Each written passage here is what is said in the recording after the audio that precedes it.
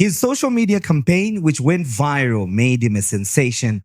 But of course, it was his charm and charisma that made him win the hearts of the student populace at the highest learning institution in the country, which is the University of Zambia. Welcome to the People's Space Podcast with me, Winston Mavor. And of course, today I'm privileged to be hosting one governor, the governor for you, the governor for me, the governor for everybody. Of course, I won't say that. I mean, he knows how he says it himself. But ladies and gentlemen, my guest is none other than Dixon Mutambo. He is the president of the University of Zambia Student Union. And of course, is joining me on the People's Podcast. And we will be discussing quite a number of things, ranging not only from his tenure as UNZASU president, but also just getting to know him a little bit more. You know, where did that famous campaign come from? How is it like being the student president at the highest learning institution? And of course, we hear a lot of things, and he will be able to clarify some of those issues. You are welcome to the People's Space Podcast. Thank you so much, Winston. I'm privileged to be here. Okay, so but before we start, first of all, I was attempting to do the governor for you, governor for me. So just do it for the viewers before we start, so that we can master the campaign properly, the campaign message. Definitely. It's very simple. It's governor for you, governor for me, governor for all. Simbo ya tatu. Ati governor. I like that part, you know, where people say, governor. Anyway, there you had it, ladies and gentlemen. But of course, one of the things that, I'd like us to start with is a lot of people know you as, the president of UNZASU, Right. the famous governor for you, governor for everybody else. But who is Dixon Mutambo beside this position that you have at the University of Zambia? I haven't been asked that in a really long time. I haven't been asked about Dixon in a really long time, because governor has come and really taken up most of the attention and everything. But Dixon Young Mutambo is a 24-year-old young man mushrooming from a small but yet powerful district on the Copper Belt, that is Kitwe. So you're not even from Lusaka? Oh, Interesting. yeah, in the Copper Belt. Copper, Yes. Eh? So I was born and bred in Kitwe, and I was raised in a small community called First Kwacha, where substance abuse and gang violence was birthed. During that time, we used to have SOD. That's an abbreviation for Sons of Devils. So these were young men who came together to terrorize the community, lobbying for tax money to give to them so that they can go about purchasing substances to abuse. So growing up in such type of an environment, my parents were very, very, very particular on who I'm hanging out with, what I'm doing, where I'm going, and everything like that. So it contributed heavily to me being an indoor person and mostly investing my time in reading and watching cartoons. So it is from there where I generated my inspiration to speak, through cartoons and through reading. So when I first spoke we had a career talk at Copperbelt University when I was in my 10th grade, and I was given an opportunity to choreograph a sketch. And then I was given a summary. And then there was a lady in the audience that heard me speak, and she was so very much astonished by the way that I came out, to an extent where she actually gave me 1,000 kwacha amongst the crowd and say, in this generation that we're living in, particularly here in Kitwe, where substance abuse is in the rise and where people are joining gang violence and everything like that, we have such young boys who are distinguished from the others and giving hope to us as grown-ups to say we're in fact doing a good job raising people. So basically, Dixon Young Mutambo was a reserved person who loves reading, loves speaking also, and basically just a social person. Interesting. Besides public speaking and the other engagements that you have, what hobbies are you into if you're not executing the governor duties and the other things that you do? Okay, so an interesting fact, I used to be a gym trainer before student politics. So I'm very much into fitness. It's just that my schedule right now is really, really busy. I barely find time to find myself in the gym. but I love working out. I love playing soccer. I'm a Manchester City fan and also a Power Dynamos fan. Oh, Yeah, and also gaming is something that I do as well. okay. Yes. Interesting. What program are you studying at the University of Zambia, by the way? Because some people do not even know. They just know you're governor. Who is at UNZA? They don't even know what you're studying, Yeah. you know? I'm a final year law student Hmm. at the University of Zambia. Okay. Yes. Interesting. And you spoke about something that really caught my attention. You know, there could be somebody right now that will have an opportunity to watch this episode who is in Kitwe right now. You know, it could be Kwacha, Chamboli, wherever they are. You know, and he is a young man that managed to defy societal norms. Right. Who chose not to be a product of his environment Right. and pursued a different path. What encouragement would you give them right now? Okay, so basically to you who's watching and might find yourself in the same predicament that I was, like societal norms that you have said and peer pressure to say, if you're not doing this, then automatically you're deemed to be not cool enough to hang out with certain people. Life is a personal journey, my brother and my sister. Life is a personal journey. So whatever you do, always think about yourself and most importantly, your future and where you're coming from. Because once you lose that, once you lose the focus of where you're coming from and where you are going, then definitely just going to be lingering around. So do not mind what is trending in society. It's just a trend. But what matters mostly is your tomorrow. And make sure that the decisions that you're making now are ones to benefit you when tomorrow comes. Interesting. Now, let's get into your office as governor. What really prompted you to vie for that office when you came to the University of Zambia? Right. So leadership is something that has been in my vocabulary and has been in my life since, I would say, 7th grade. Because when I was in grade 7, I was appointed as head boy at the primary school that I was at. In grade 8, immediately I reported for class in 2015. I was in grade 8 in the year 2015. Without people knowing me, they voted me for class monitor. In 2017, if my memory serves me right, in 10th grade, I was appointed as one of the youngest prefects at Mukuba Secondary School, the former school for the former president, Edgar Chagwalungu. And in 11th grade, I went ahead and did student politics, or should I say pupu politics. And I was appointed, or should I say elected, as school council president, Mukuba Secondary School. I was elected school council president, Kitwe District, school council vice president, Copperbelt Province. And then in 2019, I was appointed as head boy. So having that track record of leadership, I went to the University of Zambia with the mindset to say, I would want to be president at the University of Zambia because I believe that it is an unspoken sin to go to a place and leave it the same way that you found it when you have the ability to bring about positive change. So when I entered the University of Zambia, I was very intrigued with student politics. I was like, I would want to be head of this institution. But I was thrown off course with the way politics were conducted at the institution because there was a norm to say, he who makes the loudest noise become president. That's what we think, by the way. That's the From norm. outside, that's what we think. We think you guys are just jokers. Exactly. He who makes the loudest noise, even if they don't have elected. substance. Exactly. And there was also another narrative to say a light-skinned person can't be UNZASU president. For you to be president, I don't want to say much, but right. Yeah, but smartly we get the dressed, sense. well spoken to say, no, you're not competent enough to lead students. You have to be comical exactly, in literally everything. Exactly. In your speech. Exactly. So that you is just the have narrative. to be a joke, basically. Exactly. So that is the narrative that was there. And to be By the way, we're saying this not to refer to any past president as being a joke or whatever the case is, but we're just speaking to the narrative. Yes. So you'd find that even the past presidents, they had to go through that. They had to change part of themselves so that they can fit that narrative to impress the masses.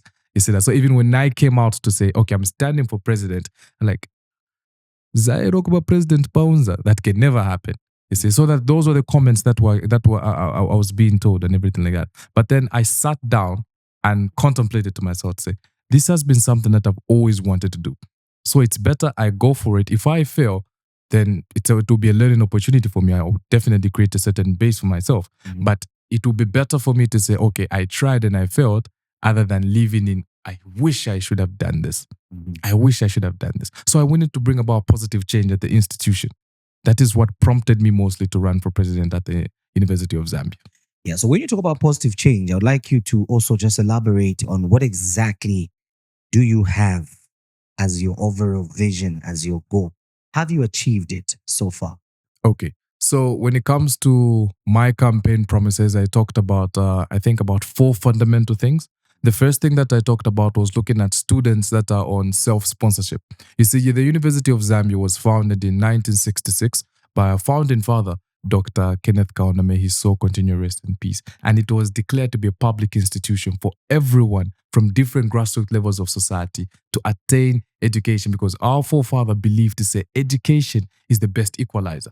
And we are thankful that the president that we have now is also on the same page, because he has been investing so much in education. So when we realized to say, okay, this is a public institution, and people still pay huge sums of money to attain education. For instance, my program is about 26,000 kwacha, you see, and now there's a person who's coming from not a very well-to-do family. Or for instance, their family is okay, their father is sponsoring them, their guardian is sponsoring them, but life happens. Their guardian is no longer there. What happens to them? It is something that I can proudly say to say, in 2022, I withdrew from my academic studies because my parents were financially incapacitated at the time, and I was on self-sponsorship. So I had to withdraw from by pursuit of academic excellency, to see everyone that I was in the same class as me go ahead. And that was very painful, and it was a trying moment for me, because I had to repeat a year, not because I failed an exam, but because I couldn't manage to pay. So in my campaign, in my manifesto, there are so many people that are in the same predicament that I was in. So I said to say, once elected as president, we're going to start an alumni campaign, an alumni grant, where we target students that used to be people that used to be students at the University of Zambia to give back in one way or the other, so that that money can be used to pay for those students that are on self-sponsorship and are facing financial constraints. It's not everything that we pay, but at least it's going to supplement on whatever that they have. That is something that we have achieved. That is something that we have achieved. The other thing that we talked about is legalizing businesses on campus.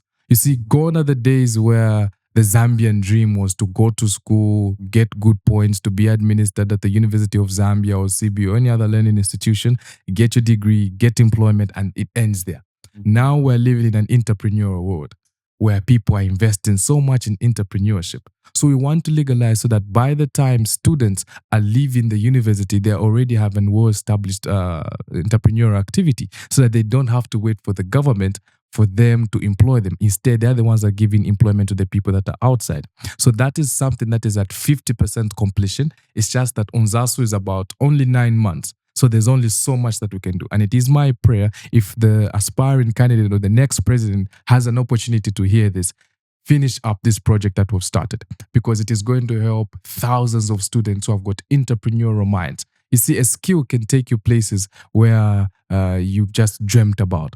And people have got skills when it comes to entrepreneurship. And once legalized at the university, it is going to help management, the students, and the government at large. And then the last thing, I think, due to time that I'll talk about is sanitation. Sanitation at the University of Zambia remains a very big problem. And the reason for that is that our hostels are congested, overpopulated. When I speak, I'm speaking for over 30,000 students, and majority of these students are on campus. And statistically speaking, the hostels are only enough to occupy about 3,700 students. And then you find that on campus, when you do a head count, we have about close to 20,000 students staying there. So you find that in one room, there are 8 people on one side, 8 people on the other side. That is a total of 16 people coming out of one room. Now there are 4 rooms on one side, which is originally supposed to occupy only how 2 many people. Only 2 people. So that's 16 people coming from one room. And now that's 16 by 4 on this side, 16 by 4 on the other side. I'm a law student. I don't do well with numbers, but we'll leave the audience to calculate for that. And those people are using 2 toilets and 1 shower. Obviously, those facilities are aimed at only taking so much pressure, but there's so much that is being on them.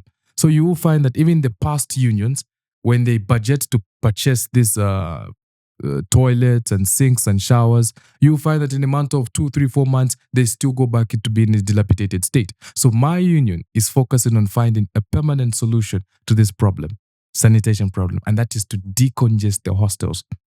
How are we doing that? By creating more places for students to stay. And we're thankful to the government that when we inherited UNZASU, we found that the completion of the hostels for them to start being worked on was like about 15% in progress. So we managed to push, and then now you recently saw and heard to say that the president was at UNZA to inspect the works that are being done, which means to say we have pushed to ensure that the uncompleted hostels, the budget that was allocated for the uncompleted hostels is used for the intended purpose. So right now, as we speak, and according to the engineers, they're saying before the year ends, they're going to ensure that about 1,000 bed spaces are going to be created so that next year, when accommodation comes, about 1,000 are going to be allocated. But now that is only like a drop in the ocean because we still have about 29,000 students to look after. So what we're suggesting is that we want to put about prefabs. Prefabs are the best example of prefabs I can give is Cargo 88. The way it was built, it was just put together. There was no brick and mortar that was put there. No. It was just board and whatsoever that was put. So that is the prefabs that we want to bring at the institution so that as we wait for these hostels to be completed, we can create temporary accommodation for our students. And we're already in talks with the contractor. And he's told us to say, once works begin, he can create about 10,000 bed spaces for students to occupy. And that is what we're on right now. And I can say also that we're at 50 to 60% completion towards that. In terms of agreeing, negotiating, but not necessarily. No. In terms of work to start. Okay. Negotiations have already been there. It's just the signatures about breaking and everything. Ground, basically. Exactly. Okay. Exactly. Interesting. Now, one of the things that you mentioned was building on. You appealed to obviously the people that will come after you to be able to carry on the legacy. Right. Did you do the same? So that is the thing. UNZASU has been a powerful tool. At one point, UNZASU was the only opposition that the government had faced in the time of Kenneth Kaunda. So it's a very powerful union that is recognized by Parliament because it is the only union that is an act of Parliament. You see? But now, over the years, it has slowed down when it comes to its effectiveness. Why? Because every person who comes in has his own vision. You see? I come in, I take over the other person, and then I want to do away with everything that was associated with him. I want to implement my own vision. You see? But what I can say myself, I followed up the vision that was left. Not entirely, but to an extent. Mostly, the vision of the past union was also to cater for sanitation, but they were looking at providing temporal solutions. And our constitution, our University of Zambia Students' Union constitution has been amended where we don't have ministers anymore. A long time ago, 2018 up to last year, we used to have a student government type of setup where we used to have Minister of Local Government, Minister of Water and Sanitation, Minister of Information and whatnot. But now we have secretaries, Secretary for Sports and Entertainment, Secretary for Finance, Secretary for Academics. So it's a union. And the major essence of a union is to be a pressure group, to apply pressure on relevant authorities to do the right thing at the right time. So we don't have the privilege to budget for toilets and everything like that. No. We have the privilege to budget for things that are going to put pressure on management. So following up the vision that they had of providing temporary solution, we have followed up to say we're providing a permanent solution. I love the fact that you mentioned that the union is a pressure group and its impact when it comes to the political governance of the country cannot be underemphasized. All right. What I would like to find out from you is, as UNZASU, are you really playing that role when it comes to influencing? Are you being the voice, for the students? And when I say the students, I would also even include the voiceless in society when it comes to policy that will affect them generally. Right. Recently, for example, there were issues to do with the constitutional amendment. What is the position of UNZASU there? I know you guys had a press briefing. Right. You said what you said there. But people had reservations, and some people said you guys were bought. Right. You guys were paid to say what you said. Right. So that is the thing, right? You find that people that are quick to comment haven't even heard what the press briefing was all about. if you paid particular attention, I think if you didn't watch it, I'm asking you to go and watch it again. Even you, the viewers, if you did not watch our press briefing, go and watch it again. What I said as president of the University of Zambia, and speaking not only as myself, but representing the voices of over 30,000 students, was to say a constitution amendment should be subjected to Article 79 of the Zambian Constitution. The president is saying he wants to involve more young people, and it's not something that we can say no against, right? But if that is to be done, let it be subjected to Article 79. It shouldn't be imposed on the Zambian people. Let it go through the manner and form of the Zambian Constitution. That is what I said. But immediately I said that the media, UNZASU endorses Constitution amendment. You see? And then people just see the headlines and then start typing in the comment section. So we need to be very, very open-minded as we see things circulate on the media, because they are going to be misguided. Let us take time to analyze exactly what is going on. It's the same thing with Governor. It's the same thing with the cyber bill. I haven't said anything with the cyber bill because I haven't acquainted myself with it yet. I haven't sat down to read exactly what is going on. Because I can't just say cyber bill, okay, UNZASU, let's but obviously, a lot of people against. Would be interested to, get to hear exactly what you're saying. But I mean, I commend you for really taking your time not to speak on what you're not familiar with. Exactly. Because at the end of the day, you may give a position that completely misguides and just, destroys more than it can build. Exactly. The other thing also is when it comes to the hostel completion, you know.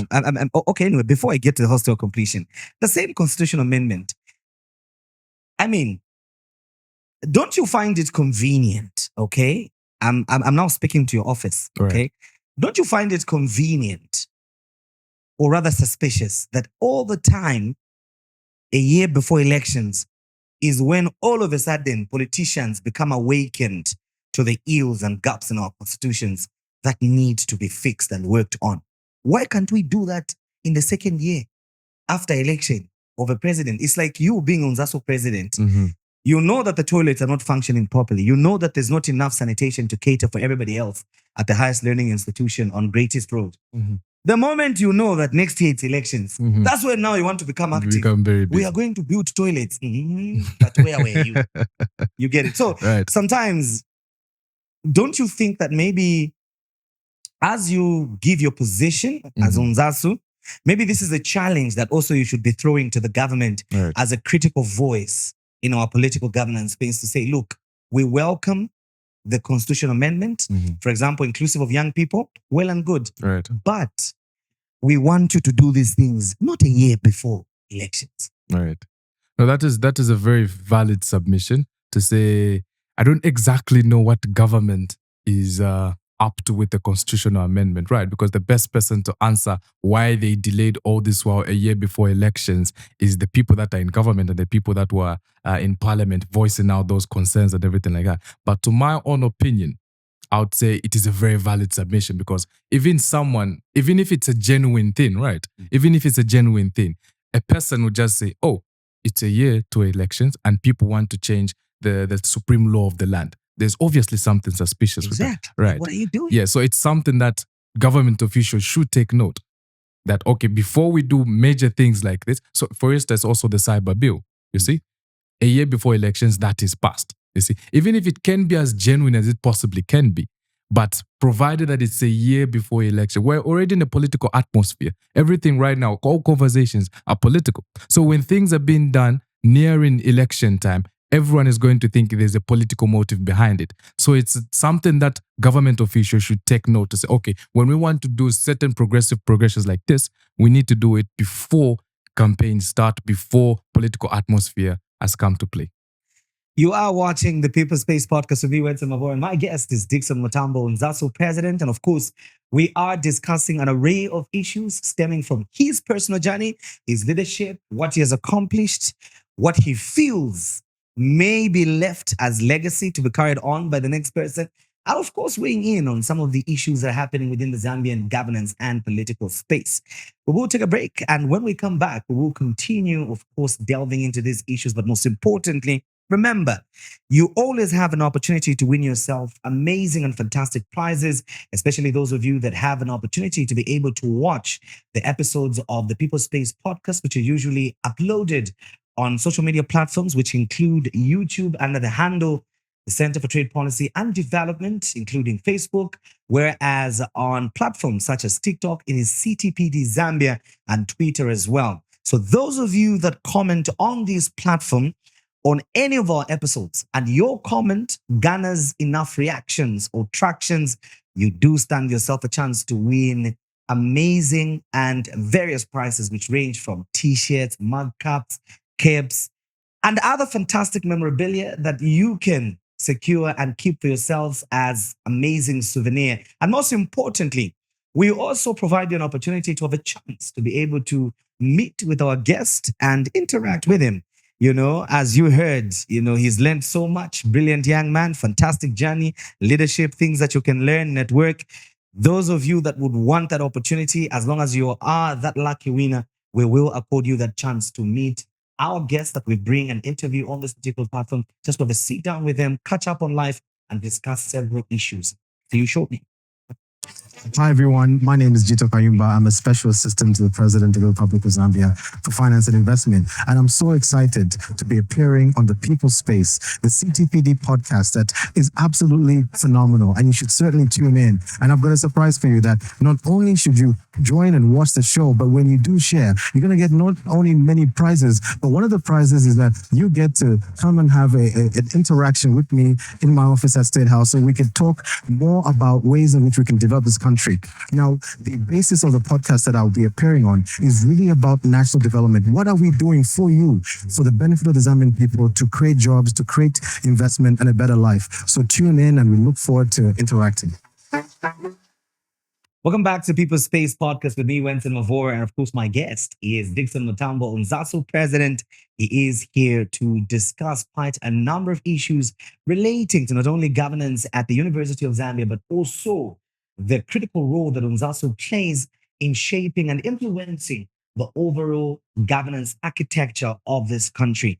And those of you that are watching the People Space podcast, you have an opportunity to be able to win yourself some amazing and fantastic prizes. What you simply have to do is keep commenting on the People Space podcast episodes that we upload on our social media platforms, that is YouTube, Facebook, Twitter, and also TikTok. The handle on YouTube is the Center for Trade Policy and Development, and Facebook, and CTPD Zambia for TikTok and Twitter. So if your comment manages to garner enough reactions and comments, you do stand yourself a chance to win some amazing cups, mugs, t-shirts, hoodies, and so many other fantastic prizes that you cannot afford to miss out on. But most importantly, we also give you an opportunity to have a chance to meet and have a one-on-one talk, conversation, discussion with the guests that we invite on this particular platform. So if I were you right now, I'd be busy on my phone and making sure that I tag all the people that I know and make sure that they come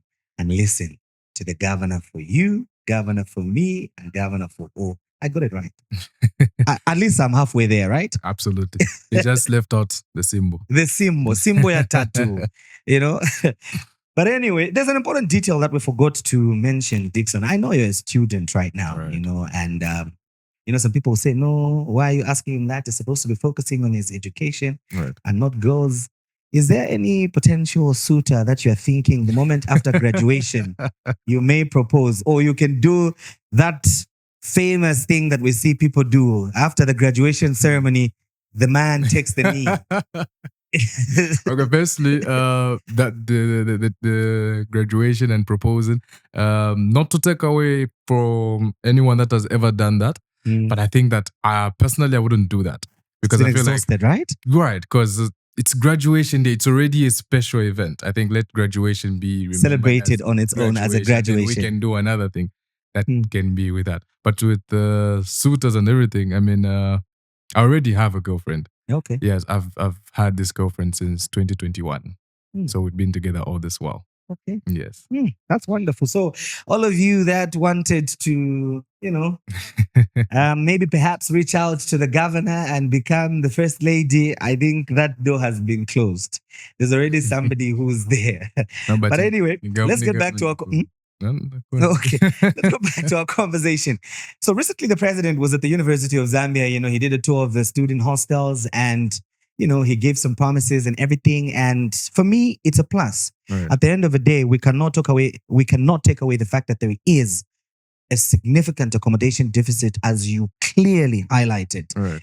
And in the same vein, I think I commend the president for taking that step to physically go there himself and see.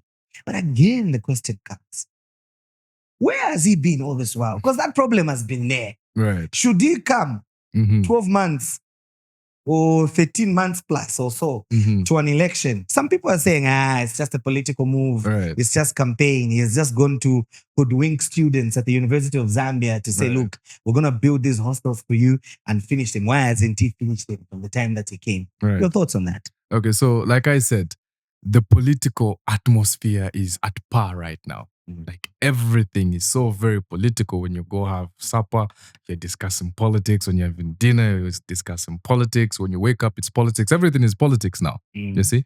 And with the president, again, there will be minds that will think to say everything that the president is doing is with a political motive behind. But being a student at the University of Zambia, the president has come 3 times. He first came in the year 2022.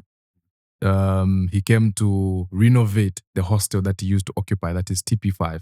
And as it stands, it's going to be done very soon. It's being renovated. The toilets, all the toilets are working, all 4 floors, the windows, everything is looking absolutely amazing, as though it's an international hostel.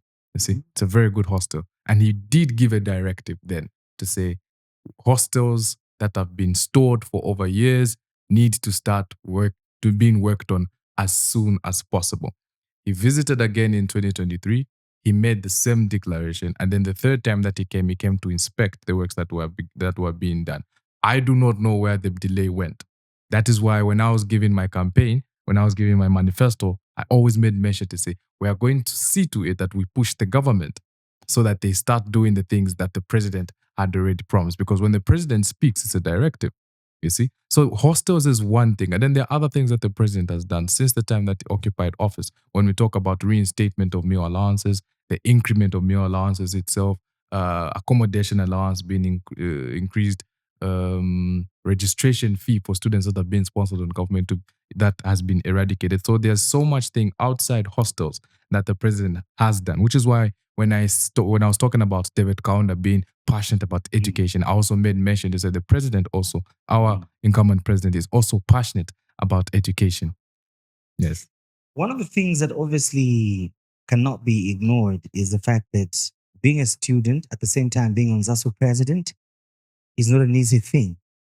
How do you strike a balance to make sure that as a student, your academics don't get to suffer so much as you're executing the duties of over 30,000 students that would like certain needs to be met and addressed? All right. So I always ask myself if I'm actually striking a balance between being president and being a student at the same time. But I always keep at the back of my head to say, the reason why I'm president is because I'm a student. The reason why I'm here at the University of Zambia, I came in as a student with the primary agenda of attaining a degree in Bachelor of Laws and leaving this institution to cause a positive impact in my society, in my country, and the world at large. So that remains the number one mandate.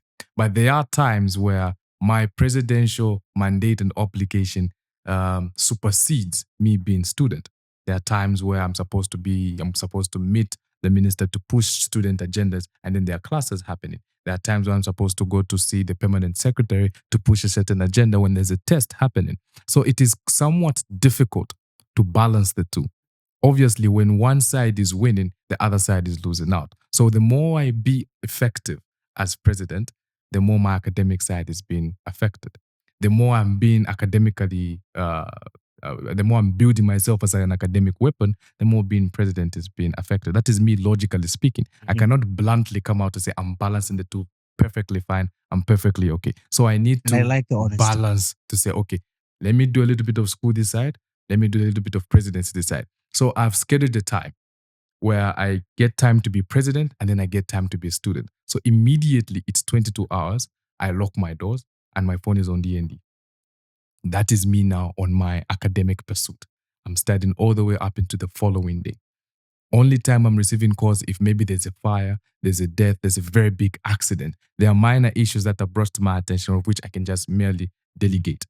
But there are times where I just lock myself in my room, lock myself in my office, and then I start pushing my academic pursuit. And then there are times where now I get to be president. So mostly during the day, I'm more of president than I am a student. You've mentioned that you do have opportunities to meet quite a number of people, of influence, the politically exposed people. And obviously, there are sometimes temptations where people would like you to champion a certain agenda on their behalf, realizing that you hold a very powerful office at the University of Zambia. Right. And, they give you something. Have you ever found yourself, I'm not saying you mention who they are, but have you ever found yourself in that temptation? Because we've heard these stories. Right. That the student body has been paid to champion this agenda. Have you ever found yourself in that position? I have received countless offers from different political parties coming to say, okay, president, we would want you to mobilize a certain number of students for us, and then we'll come and address them at the University of Zambia. Or president, we want you to mobilize a certain number of students with us, because mostly politicians don't see students, they see voters.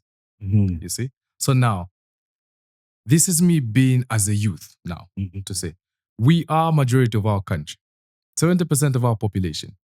That is a blessing that God has given us. And we need to realize that we have the political bargain. When the young people decide to say that President H shouldn't be president, he's definitely not going to be president. If the youth vote alone decide to vote for you, Mr. Whitson, you're definitely going to become president. So now it is something that I want my fellow youths to open up their minds to say, okay, if someone comes giving you, say, a 500 or 500,000 kwacha, to say, I want you to champion this for me, don't you think there's more from where that came from? And then you have access for that, you see? So for me, my mandate would be, if a person comes to me to say, okay, we want you to champion this change for me, what I'm going to tell them is that, okay, we are going to support you, but put our person there. Put a student at the University of Zambia to stand in Munali, to stand in Kalingalinga ward constituency or something like that. We want the young people to be as actively participating in decision-making tables, not where you're given something, you're given a fish and then you're not taught how to fish. You're going to go hungry again. You're given 10,000 kwacha. That 10,000 kwacha is going to be done with the economy that we're living in now. And then what happens? The person that gave you that 10,000 kwacha is long gone and he has the cow now. You see? He has the cash cow. So now what we want as young people, it is time that we open up our mind to say, let us not be used as a means to an end, but let us be the people that lead this country, because majority we are. And we shouldn't allow ourselves to be ruled by the minority. Interesting. You've spoken about the issue of young people taking and assuming leadership roles. Not so long ago, we heard a member of parliament do a video on social media saying we should not allow the youths to take over. And, and others have argued, they've pointed out to certain things on social media that they've seen young people, some of the activities that just show that we're not ready for leadership. Right. So to speak. Others have said, if you look at how unfocused young people are, ever clubbing, ever doing all these things, not taking issues seriously, instead of debating constructively, attacking the persona of each other all the time on social media and the like. And they've just basically argued that they still feel, and these are lawmakers, by the way, as I speak, they still feel that young people are just not ready. What advice would you give to the young people that are watching us right now? So firstly, what is the determination of readiness? To say, okay, you first need to do this, and this. You need to wear that, and that. You need to say this and this. That's when you can be deemed to be ready. Is there a clear definition of what ready is to occupy political space, to occupy a leadership position? I think that is what I would want to listen to from that the people that are saying young people are not ready. But to an extent, I would concur with what they're saying. To say young people sometimes tend to do things that make people think that we're not ready for governance, make people think that we're not ready to sit on the highest decision-making body. You see that? So to us as young people, it is our time. I don't think there will be a better time than it is right now for young people to actually take over. So what my advice to young people is that we need to prove ourselves, to say we actually have the reliability, the dependability, and most importantly, the capability to catapult this country to the next level. If we go back down to memory lane, Kaunda started fighting for our country when he was a youth. Nelson Mandela, same thing. The most influential man in the Christian community, Jesus Christ, started building his congregation and his following while he was still a youth. That is how much power a youth has. So just because majority of the youth are not portraying to be that ready when it comes to leadership positions, there's always those people that can influence their fellow young people to go the right direction. Okay. You're also known to be an ardent advocate of tobacco control in the country, and obviously the Center for Trade Policy and Development, by the way, who are the hosts and sponsors of this Right, particular right. podcast, have been doing some amazing work when it comes to tobacco control space. How just let us in a little bit into your journey when it comes to tobacco control. Why is it important from you as a president and as a student as well?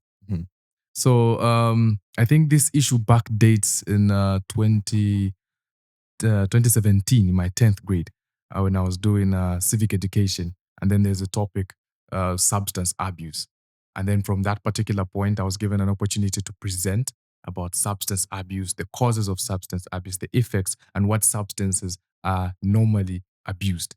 And tobacco, in the form of cigarettes, is a substance that not only is mostly abused, but usually takes the lives of not only young people, but even old people. And it's a very addictive drug, a very addictive substance, should I put it.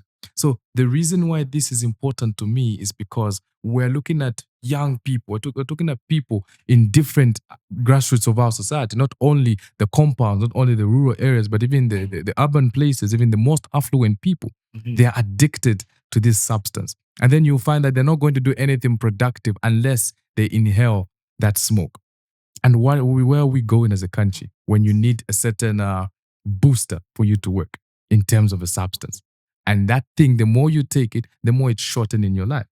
And then when your life is shortened, there's so much contribution that you can do, not only to your family, to your community, and to the country at large. So if we can manage to combat this abuse of substance by passing the tobacco control bill, we'll be saving so many lives and we'll be promoting a lot of development in our country. So that is why this is more, I would even say, a personal issue to me, because I know that once people re-strategize, refocus, change their shift from abusing substance, finding coins and whatsoever so that they can purchase a tobacco cigarette stick so that they can inhale. And you believe me, they're not inhaling one in a day.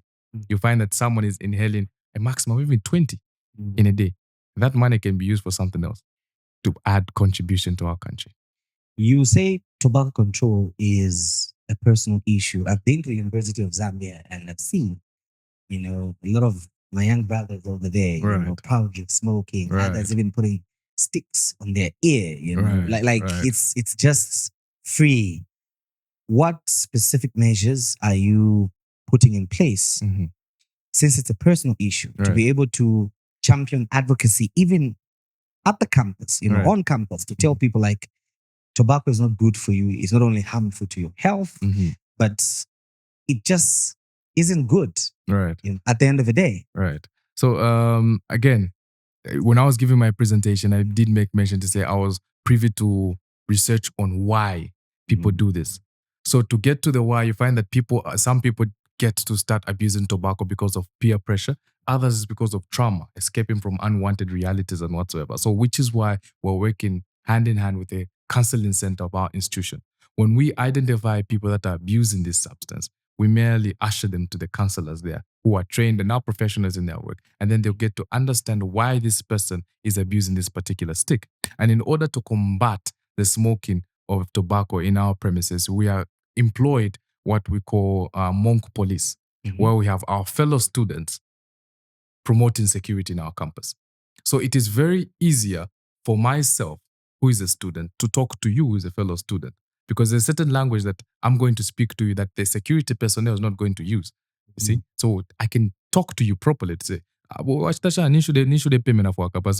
everything like that. You see that? So it's easier for a student to relate to another student. There are going to be disagreements yet, but it's at a friendly level, at the same level.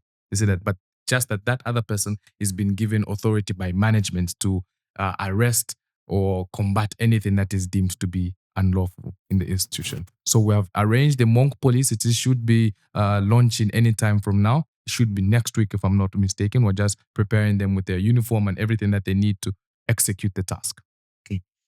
You mentioned some of the important and interesting highlights of your presidency that you've achieved, the policy ambitions that you stand to accomplish before your tenure comes to an end. One of the things that I also wanted to find out from you to build on the entrepreneurial aspect that you spoke about that should wean students off dependency on government for jobs and economic empowerment generally.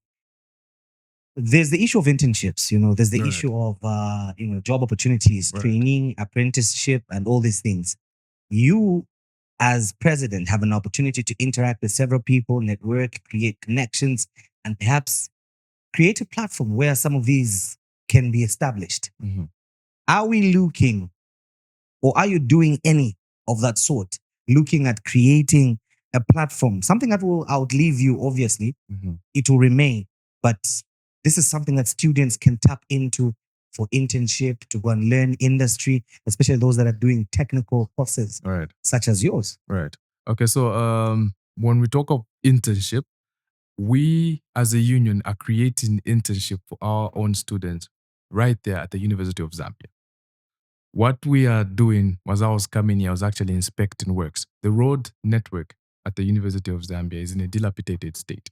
So we thought to ourselves as a union to say, we need to fill up the potholes that are here. We need to put up and make the road match up to the standard to say this is the highest learning institution. So what we did to say, we came together as a union and then we took particular interest in students that are pursuing engineering, particularly civil engineering. And then we talked to them. We're going to provide all the materials. You guys champion this so that when you go outside there, you'll be able to say, because they're going to say work experience, what have you done, this is that, and everything like that. So we are using our own manpower, which is lessening on the cost.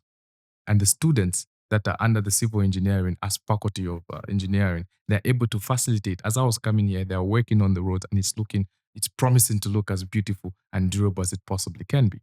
And then we're also looking at students that are in engineering. We call it triple E, electrical engineering at the University of Zambia. There's a shortage of manpower when it comes to our resident engineers. So we want to deploy a select number of students that are trained in dealing with electricity to help out with electrical faults at our institution.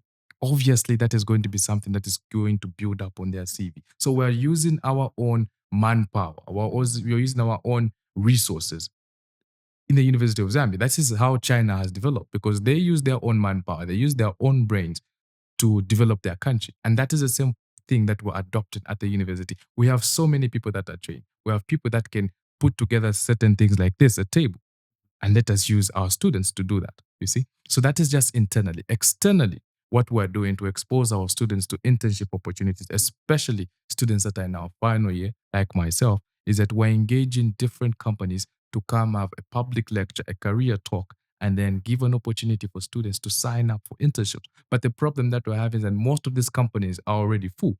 It's unlike the past years where immediately you get your degree, there's employment that is waiting for you here. No.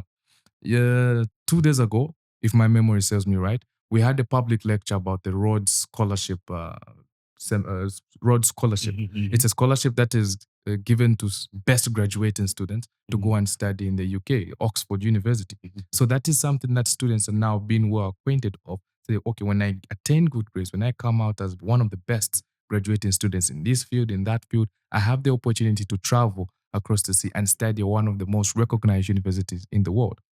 So that is what we're doing. We're exposing our students to as many opportunities. But even when we expose them, even those companies, entities, organizations, they can only employ only so many. Even CTPD, if we come to say, okay, CTPD, come talk to us, this is that, and everything. There are people that just want to work in organizations. They don't want to work for the government. They just want to work in organizations. But even you, there's only so many people that you can recruit. That is the problem that we're having. But we're trying to combat and still trying to figure out how exactly we can make both sides smile. As we get to conclude our conversation, unfortunately, two things. What would you say would best describe your leadership tenure? What would you say would best describe your leadership? What is your best achievement? What will you be remembered for when you are no longer UNZASU president? And secondly, what has been the biggest challenges from your tenure as UNZASU president up to this far in your journey? What have you learned from them? Okay. So the biggest achievement, the way that I would want the students to remember me, it's actually a quote.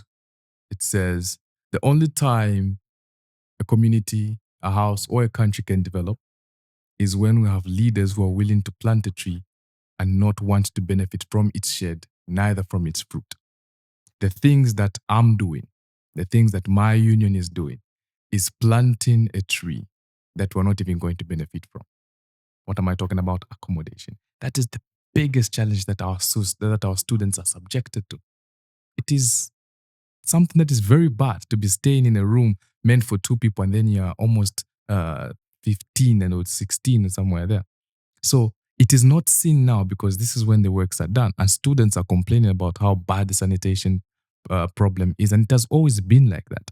But by the time schools are reopening next year, only then will students realize to say, oh, this person was actually pushing an agenda for us to benefit when he is not even there. That is the biggest thing that the students are going to remember me of, because I've planted the seed and not going to benefit from its shed, neither from its fruit. Then the biggest challenge that we've had is, I would say, management. You see, management has got Vision 2075 of the University of Zambia. So anything that is not aligned with the vision is deemed to be an enemy of development at the University of Zambia. So there are certain policies that are there, certain policies that need to be bent so that students are comfortable, but provided that it is contrary to what the vision is holding, then it's deemed to be an enemy. So our motto at UNZA is service and excellence. Service is on the side of the lecturers, and we, the students, are supposed to be producing excellency. So now, if the service is below par, then we're definitely not going to produce excellence. Looking at the sanitation problem, like I've talked about, the inadequate lecture theaters and study rooms, those services are not okay, but they still expect the students to produce excellency. So we ask them to say, there is a CA policy, continuous assessment policy. You need to have about 50% of your tests for you to be eligible to write for your exam. But how can you do that when you have students staying in Kalingalinga, hands with being attacked by thugs when they decide to stay back to school to study for late hours? Because when they go back home, there's load shedding. So when they are unable to study as effectively as they are supposed to, when the service is excellent, the outcome is not going to be excellent. So our plea to management is that if you provide an excellent service, the students are going to provide excellent results. But if the service is below par, then obviously excellence is going to be questioned. Thank you very much for coming through. Dixon Mutambo over there, all the way from the University of Zambia Students Union. He is the president. And of course, we've been discussing an array of issues ranging from his personal life, getting to know him a little bit outside his famous governor duties, as all of you may know and be familiar with, and just to get to understand and pick his mind also on some of the important issues going on within the Zambian governance space.